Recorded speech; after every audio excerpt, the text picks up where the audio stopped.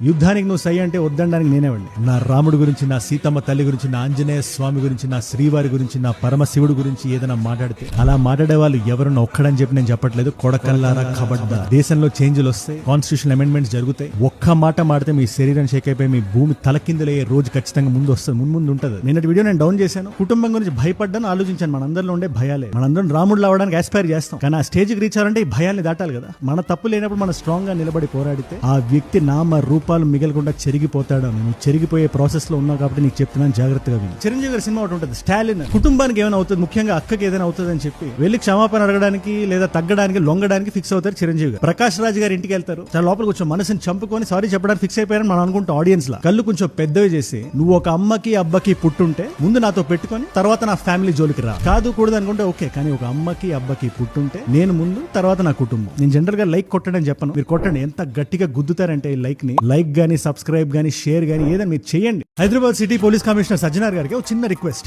దయచేసి మీకు వీలైతే ఒక ప్రెస్ మీట్ పెట్టండి సార్. ఇవాళ ఒక వ్యక్తి బయటకు వచ్చి సీతమ్మ వారి గురించి ఇష్టం వచ్చినట్టు మాట్లాడుతూ, నేను చెప్పిన కాంటెక్స్ట్ అది కాదు, సారీ చెప్తే ఎందుకు తీసుకోవట్లేదు అంటున్నాడు సార్. దానికి ధైర్యంగా నేను మలేషియా, థాయిలాండ్ ఎక్కడ కూర్చున్నా, నేను నా దగ్గరికి ఎవరు వస్తారని ఒక ధైర్యం ఉంది సార్.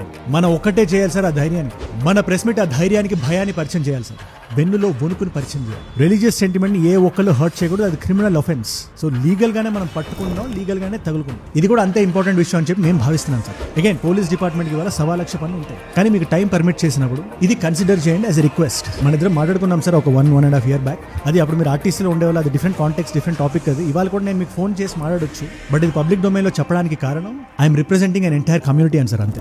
ఏ దేశంలో ఉంటే ఆ దేశం నుంచి భారతదేశానికి ఒక బిజినెస్ క్లాస్ టికెట్ వేస్తా, ఇది నా డబ్బుతో, ఇది నా కమిట్మెంట్. ఇవ్వాలి ఎయిర్పోర్ట్ నుంచి పంజగుట్ట పోలీస్ స్టేషన్ కి టొయోటా వెల్ఫేర్ కార్ వేస్తా, సుఖంగా చల్ల యాపిల్ పండ్ల నువ్వు వెళ్ళి అక్కడ వెళ్ళి పోలీసులు దగ్గర కూర్చొని ఎఫ్ఐఆర్ ని ఫేస్ చేయి, వాళ్ళు అడిగిన ప్రశ్నలకు సమాధానాలు చెప్పు, తర్వాత జరగాల్సిన ప్రొసీడింగ్స్ లో పాల్గొను. ఒక హ్యాష్ ట్యాగ్ పెట్టుకుందాం, మీరే చెప్పండి, కింద కామెంట్ లో రాయండి, ఆ హ్యాష్ ట్యాగ్ నేను పిన్ చేస్తాను. దాన్ని పెట్టి ఇవాళ మనం వాయించేద్దాం. ధర్మం కోసం యుద్ధం ఇది, నేను జస్ట్ ఒక వారధిని మాత్రమే.